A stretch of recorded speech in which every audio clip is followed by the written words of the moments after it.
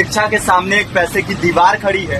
जो जितनी ऊंची दीवार लांघ सकता है, जो जितना अधिक पैसा शिक्षा पे खर्च कर सकता है, वो उतनी बेहतर शिक्षा पा सकता है। कि कॉपी, किताब, टाई, बेल्ट, ड्रेस, जूता कहाँ से खरीदना है, ये आप नहीं तय करेंगे वो प्राइवेट स्कूल वाले।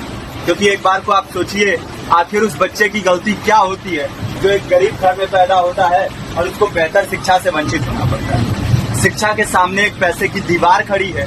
जो जितनी ऊंची दीवार लांघ सकता है, जो जितना अधिक पैसा शिक्षा पे खर्च कर सकता है, वो उतनी बेहतर शिक्षा पा सकता है। लेकिन अगर एक देश एक है, लोकतांत्रिक देश है, तो शिक्षा भी सबको एक समान रूप से तो मिलनी ही चाहिए। आज परिस्थिति ये है कि एक तरफ तो प्राइवेट स्कूल हैं जो लूट के अड्डे बने हुए हैं, वहाँ पे आप एडमिशन कराने जाएंगे तो सिर्फ एडमिशन के नाम पे ही आपको 10,000 20,000 रुपए देना होगा। और कमीशन खोरी का ऐसा धंधा है कि कॉपी, किताब, टाई, बेल्ट, ड्रेस, जूता कहाँ से खरीदना है, ये आप नहीं तय करेंगे वो प्राइवेट स्कूल वाले।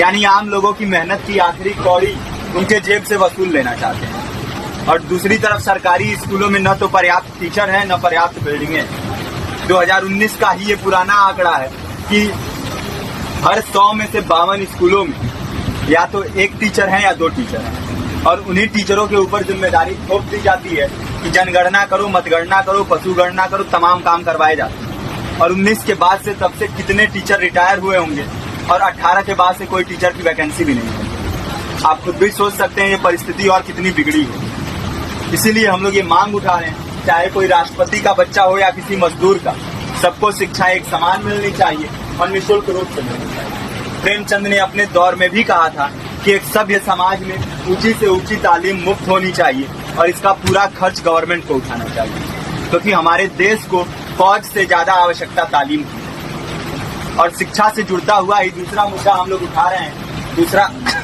दूसरा मुद्दा है रोजगार का।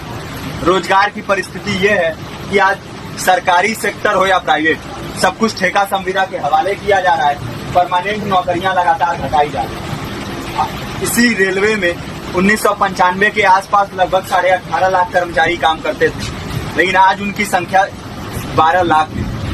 आप खुद भी सोच सकते हैं कितने बड़े पैमाने पे परमानेंट पदों को घटाया जा रहा है। और आज आलम ये है, एक तरफ लाखों पद खाली पड़े हैं, फिर भी कोई वैकेंसी नहीं निकलती। जो वैकेंसियां निकलती हैं उनमें भ्रष्टाचार होता है, पेपर लीक हो जाते हैं। RO, UP police, BPSC, SSC, CGL, ऐसे तमाम पेपर लीक हो चुके हैं, आप लोग भी जानते हैं। अभी नीट की धांधली में ये पता चला कि एक एक पेपर 30 लाख से 50-50 लाख रुपए में बेचा गया। हम और आप तो ये पैसा नहीं दे सकते।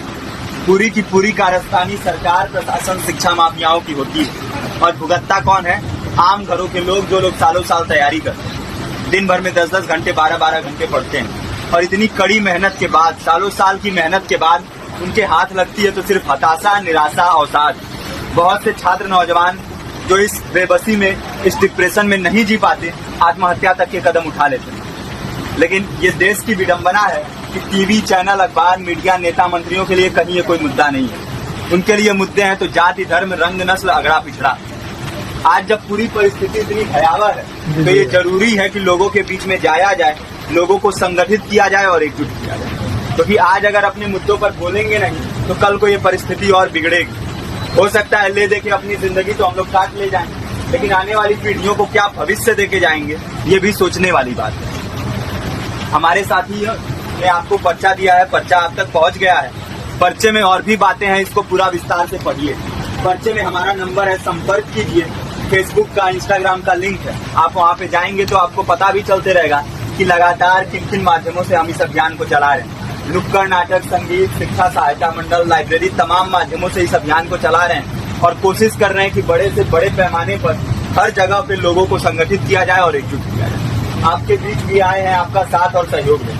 साथ इस रूप में कि आप भी हमारे इस कारवां और इस मुहिम से जुड़िए।